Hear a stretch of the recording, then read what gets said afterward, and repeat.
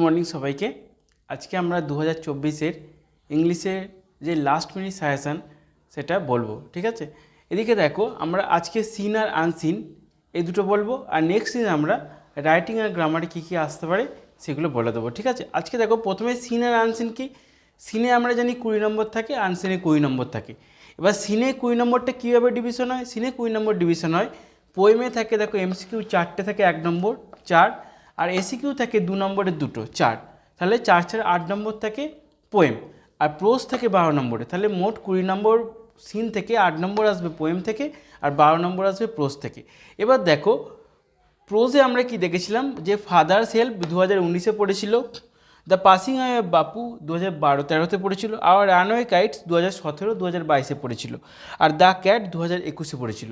সেই অনুযায়ী আমরা যদি হিসেব করে দেখতে পারি, তাহলে যদি একটা ইয়ার করে গ্যাপ যায়, বা আমরা গত 10 বছরের যদি আমরা কোশ্চেনের প্যাটার্ন দেখি, সেই অনুযায়ী এবারে ফাদার্স হেল্প, ঠিক আছে, ফাদার্স হেল্পটা হচ্ছে মোস্ট ইম্পর্টেন্ট।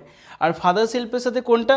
দি ক্যাট, ঠিক আছে। ফাদার্স হেল্পও আসতে পারে, তোমার দি ক্যাটও আসতে পারে, এই দুটো হচ্ছে সবথেকে বেশি ইম্পর্টেন্ট। তাহলে এই 4টে প্রোজের মধ্যে তোমরা ফাদার্স হেল্প আর দি ক্যাট এই দুটো কিন্তু অবশ্যই ভালো করে দেখবে, ঠিক আছে। আর পোয়েমও 4টে আছে। পোয়েম 4টের মধ্যে দেখো, ফেবেল পড়েছিল 17-তে আর 22-এ, মাই ওন ট্রু ফ্যামিলি পড়েছিল 19-এ, সি ফিভার পড়েছিল 18 আর 23-এ মানে গত বছর, আর দ্য স্নেল পড়েছিল 21-এ।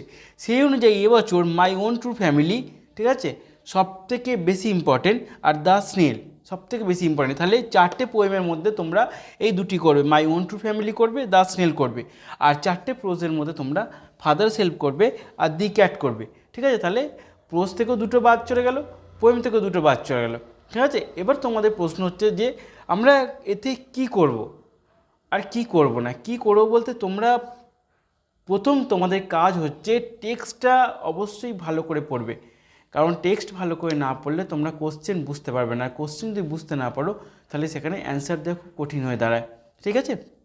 তোমরা টেক্সটে ভালো করে পড়বে, আর টেক্সচুয়াল যে সমস্ত প্রশ্ন আছে আর টেক্সচুয়াল গ্রামার আছে সেগুলো অবশ্যই করবে, ঠিক আছে।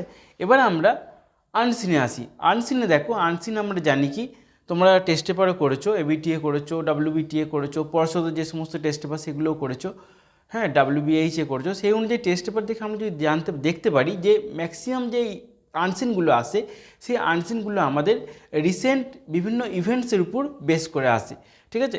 রিসেন্ট ইভেন্টস বলতে আমাদের দেখতে হবে যে গত বছরে বা গত 6 মাস বা গত 8 মাস বা গত 12 মাসে আমাদের কি কি ঘটনাবলম্বী সম্মুখীন আমরা হয়েছি। এবার তোমরা বলবে তাহলে কোশ্চেন কবে হয়েছে আমরা তো জানি না, তাহলে কোনখান থেকে পড়বো, ঠিক আছে। সেরকমই কোশ্চেন কবে হয়েছে সেটা তো আমার বলা উচিত নয়, বা আমার তোমাদের বলা মানে সম্ভব নয়, ঠিক আছে।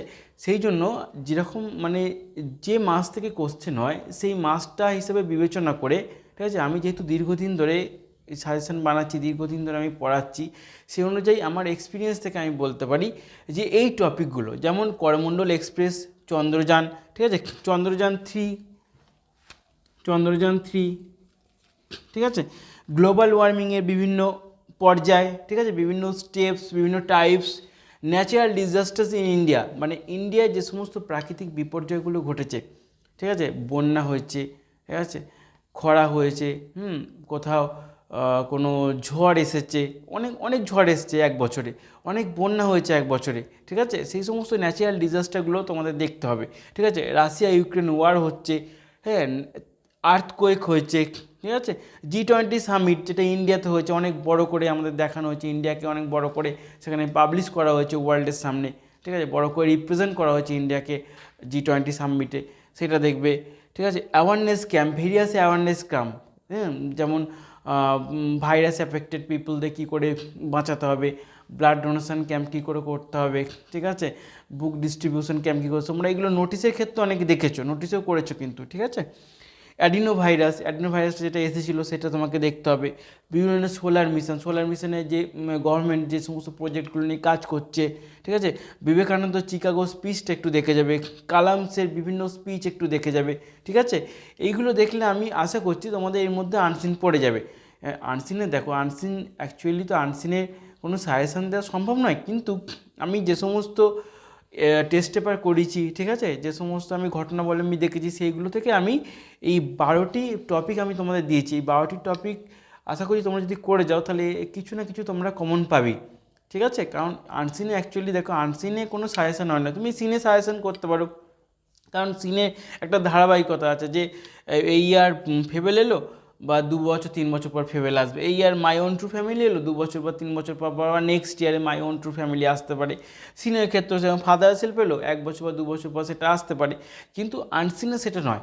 আনসিন হচ্ছে সম্পূর্ণ ডিফারেন্স, ঠিক আছে। আনসিন আমাদের রিসেন্ট টপিকগুলোর উপর আনসিন বেশি আসে, এবং সেই রিসেন্ট টপিকগুলো তোমরা কীভাবে জানতে পারো, যেমন তোমরা বিভিন্ন টেস্ট পেপার করছো, এবিটিএ করছো, এবিটিএ দেখতে পাচ্ছ যে আনসিনে যে যে টপিকগুলো আছে সেগুলো করছো, ডাব্লিউবিএইচে করছো, ডাব্লিউবিটিএ করছো, সেইগুলো করাতেই, ঠিক আছে, আমি সেগুলো করেছি আমার ছেলে মেয়েদের। সেগুলো করানোর পরে আমি দেখেছি এই টপিকগুলো থেকে বেশি কোশ্চেন আসছে, তাই আমি এর থেকে অনেকগুলো টপিক আছে, তার মধ্যে আমি 12টা টপিক বেছে নিয়েছি। 12 টপিকের মধ্যে এইগুলোর মধ্যে তুমি অনেক পাবে, যেমন তুমি দেখো ন্যাচারাল অ্যান্ড ডিজাস্টার ইন ইন্ডিয়াতে অনেকগুলো ডিজাস্টার এই ইয়ারে ঘটেছে, তাহলে সেই ডিজাস্টারগুলো তুমি অনেকগুলো পেয়ে যাবে, এখানে 6-7টা ডিজাস্টার পেয়ে যাচ্ছ তুমি একটা টপিকের মধ্যে। আর্থকোয়েক হয়েছে 2-3 জায়গায়, আর্থকোয়েক হয়েছে সেটাও তুমি 2-3টে টপিক পেয়ে যাচ্ছ আর্থকোয়েকে, ঠিক আছে। তারপরে গ্লোবাল ওয়ার্মিংয়ে বিভিন্ন টপিক তুমি পাচ্ছ, গ্লোবাল ওয়ার্মিংয়ের ফলে যে ন্যাচারাল ডিজাস্টার হচ্ছে সেগুলো তুমি এখান থেকে কানেক্টেড পাচ্ছ। চন্দ্রযান 3 করমণ্ডল এক্সপ্রেস, তো এটা তো সবাইকার জানা, ঠিক আছে। বিভিন্ন অ্যাওয়ারনেস ক্যাম্পে তোমরা নোটিস করে, যদিও নয় কিন্তু তোমরা তো নোটিস করেছো, প্র্যাকটিস তো করেছো, তাই বিভিন্ন অ্যাওয়ারনেস ক্যাম্প সেখান থেকে তোমরা পেয়ে যাবে।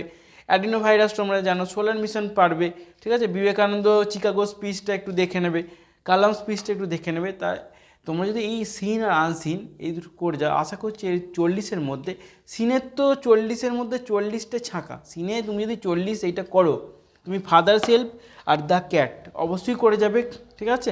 আর এখানে my own true family are the snail অবশ্যই করে যাবে। 4টে প্রোজ 4টে পোয়েম থেকে আমি তোমাদের 4টে বেছে দিলাম, এই 4টে কিন্তু অবশ্যই করে যাবে, ঠিক আছে। এবার তোমরা যদি ভাবো না দাদা আমরা এগুলো দেখে যাব, বাকিগুলো আমরা দেখে যাব পরে যদি এই দুটো পড়ে যায়, হ্যাঁ তোমরা অবশ্যই দেখে যেতে পারো, আমি সেটা মানা করছি না, কিন্তু এই 4টে অবশ্যই তোমরা ভালো করে দেখবে, ঠিক আছে।